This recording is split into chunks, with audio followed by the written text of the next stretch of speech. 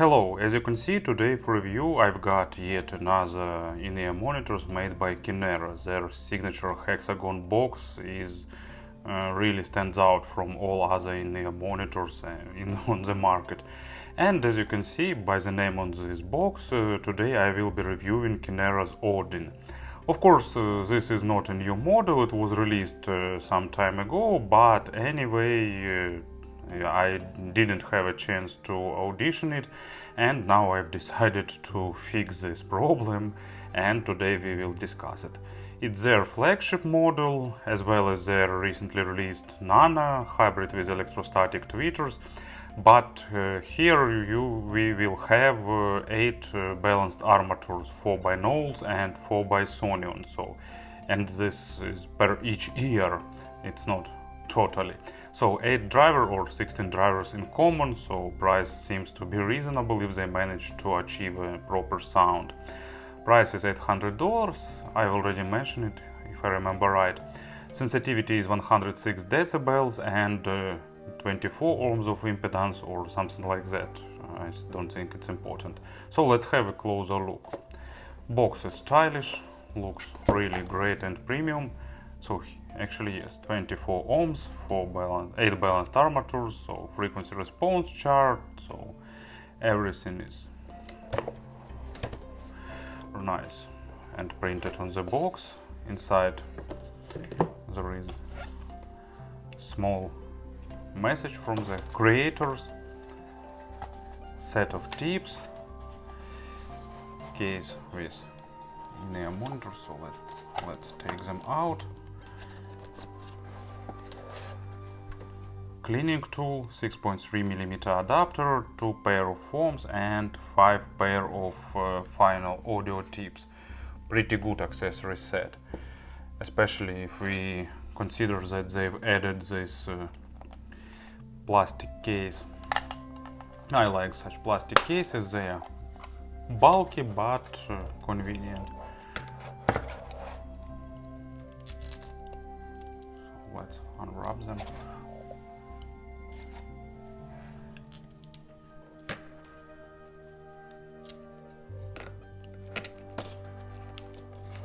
Here they are themselves.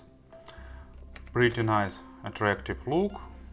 Unusual shells, black with some glitter inside, but it looks pretty stylish, I think. Nice logo, Kinera, written in italic. Good ergonomic shape, it's absolutely classical shape, it fitting almost into any ears. Maybe besides the smallest ones, but fitting 8 drivers inside, it's a complicated job. So 3 boards, 4-way crossover, 8 drivers, inside everything is complicated. It's a pity that it's not transparent and we can't admire the internals of these in-ear monitors, but I'm pretty sure they are nice. Spouts have average length, so sound isolation is also on the average level, but thanks to the big body of the earpiece itself, you won't face issues with sound isolation. I think it will be enough for noisy street or for public transport. Maybe they are not created for the subway or the plane, but in such situations you will anyway need something with deeper channel fit. There is a lip for holding the tips, it's small but it's better than nothing. No protective grill, but bores in the spout are small, so I don't think that something will fall inside. Cable is made replaceable, here used 2-pin connectors, so there are no recessed pins, no recessed socket, so absolutely regular 2-pin connector, pretty tight fitting, and stock cable itself also looks pretty stylish. It's soft, it has ear hooks formed but no memory wire inside, so it's just holding the cable. It's silver plated copper, 4 wires per each earpiece. It's really soft, not getting hard when it's cold outside, really pleasant to touch, looks really stylish. So, and after the splitter it goes braided down to the regular straight jack. So as you can see, in terms of design, in terms of accessory set, and in terms of build quality, it's really good in-ear monitors probably really worth this price. And of course about the sound. For tuning, Kinera decided to go, definitely the safe choice that will be appreciated by many people. They are resolving, but at the same time they are not focused on the micro detalization. They are a bit on the warmer side, actually not, not warm in classical understanding of this term, but just a bit shifted towards weighty and warmer side with tad accented macro dynamics. So it's really engaging sound, but at the same time, of course, it's pretty technical. Let's have a player on the table. Today it will be Ultima. So, in terms of representation, in terms of preparation, they don't require burn-in. It's pure balanced armatures, and pure balanced armatures rarely require any burn-in. So it's just a matter of finding the proper tips. I really like these final audio tips. They are fitting nicely to my ears, so just get the proper tips and you are ready to listen to them. So bass is almost natural, just a bit of added energy, but not too much, so I won't even call it accented. It's just pretty natural, but with good weight, with good impact, with good depth, and so on and so forth. So it goes really deep. Maybe it's not the deepest bass, but definitely has a good depth. So the deepest layers of bass are presented, and bass is fast, a bit on the faster side, as it's typical for the balanced armatures. And because of that, it's sounding really fast, agile, with good texturing, and deepest layers of bass are also controlled well, so it will give you enough pump, enough of impact, and so on. So it's good balanced armature low frequencies. Maybe not as resolving as they could be if they've decided to do that, but in this case we've got the right ideas. They just a bit reduced the speed, make it not maximum, but instead added a bit more weight to sound more realistic and more organic. It's really good with acoustic instruments. They have decent body and all the details, all the texturing. And at the same time, it's pretty okay with electronic music. Maybe some hybrid in-ear monitors would be better because dynamic drivers will give you more of impact, but at the same time, this sounding really nice.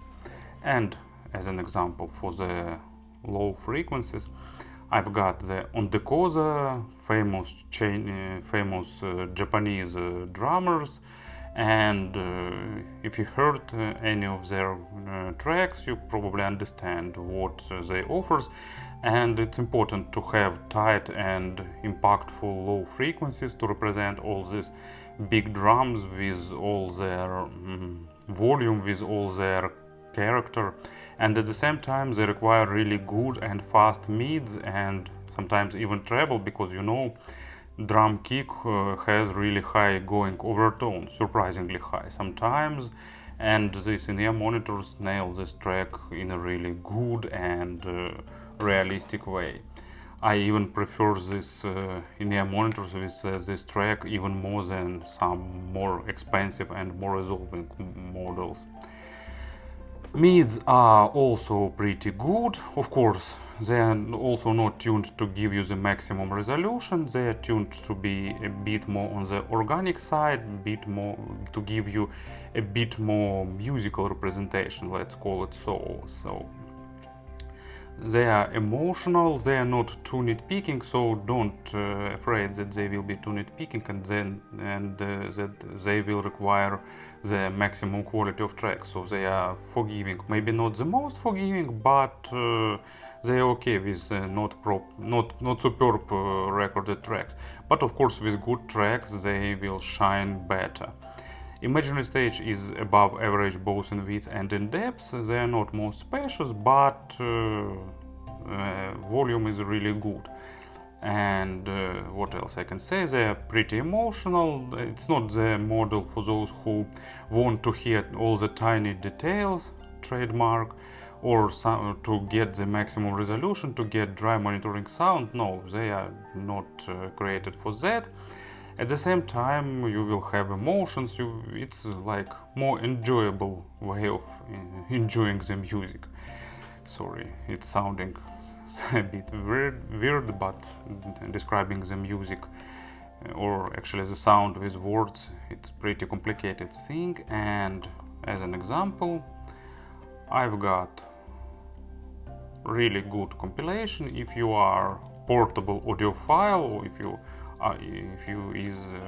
are an audiophile who use in-ear monitors or high-end headphones, this compilation definitely should be in your collection. It's again Dr. Chesky, You're Surrounded. So it's a collection of music recorded for this binaural microphone or dummy head, or call it whatever you like. There are different names for that, and it's this head is mimicking human ears, so in this case you will have the perfectly recorded three-dimensional space for your ears. So usually tracks are mastered for the speakers, and speakers means that you will hear with both ears. So you will hear signal from left speaker with your right ear and vice versa, and because of that your brain will build better three-dimensional stage.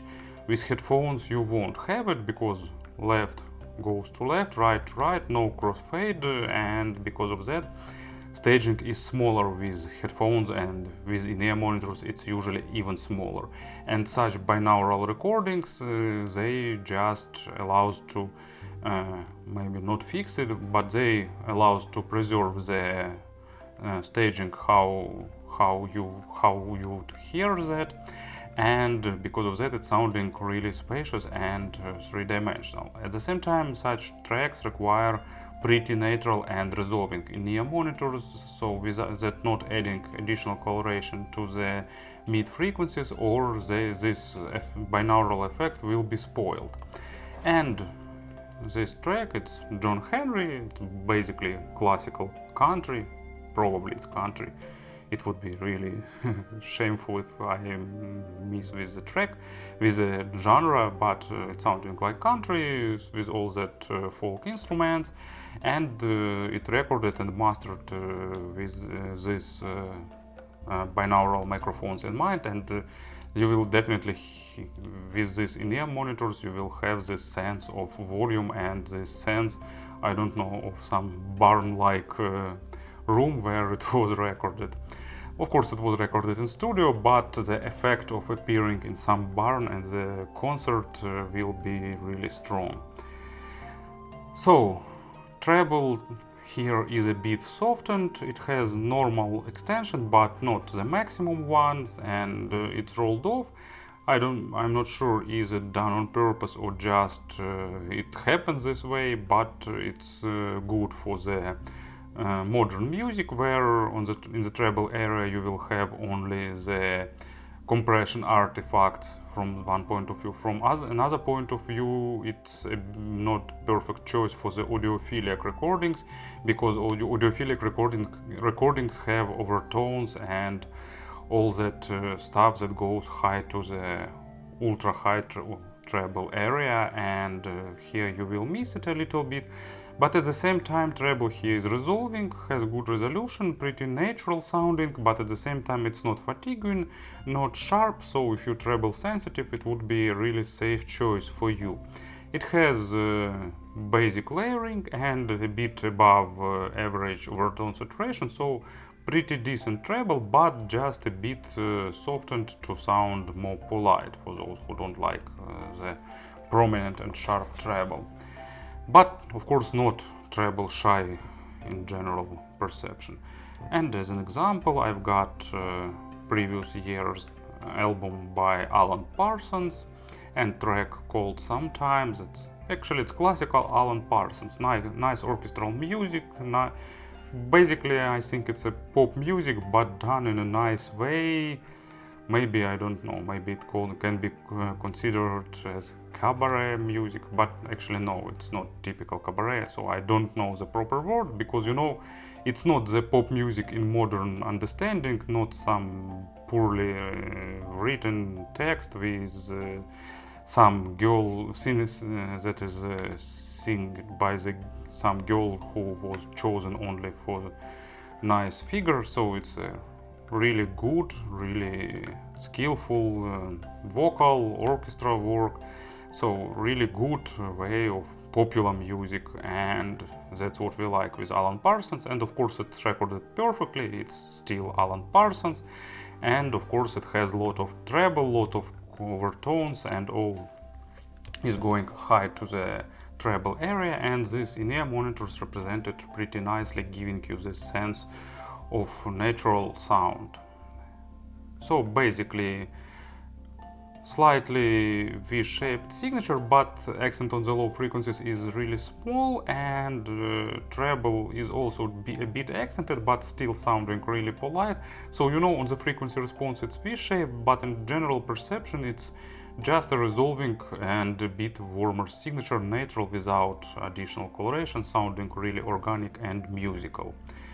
Speaking about the pairings, you know, you won't need something super resolving or super well controlled, just something like starting from Fio's M11 and iBasso DX160 and probably up to DX220 will be a really good choice for them. They will benefit from blacker background because they're not super sensitive, but still they will pick background noise, so it's black background is definitely a good idea for them. As for the comparisons, to be honest, I don't know other models in this price range. Maybe I've tested something, but I can't recall them right now. So comparing with some 5,000, of course not $500, you know, for example Duno DK3001 Pro, they have a bit tighter low frequencies with a bit more weight, but at the same time a bit less resolution. On the mids these are a bit warmer and they are a bit more polite on the treble. So to be honest, I don't remember any model, so if you will recall something that I forgot, just ask me in the comments and I will try to do the comparison. And if we step to other side, Campfire Audio Andromeda. Andromeda is more natural, more resolving with more treble, so they are a bit brighter, bit more focused on the micro contrast, bit tighter on the low frequency, so just basically, you know, bit more technical, more resolving, and so actually not bit more technical, they are more technical, more resolving, while this one is more tailored for those who prefer a bit more analog and warmer signature. So it was Kinera Odin, really good in-ear monitors for those who like musical representation, and I definitely recommend them to you for listening. And that's all. Have a nice day. Thank you for listening.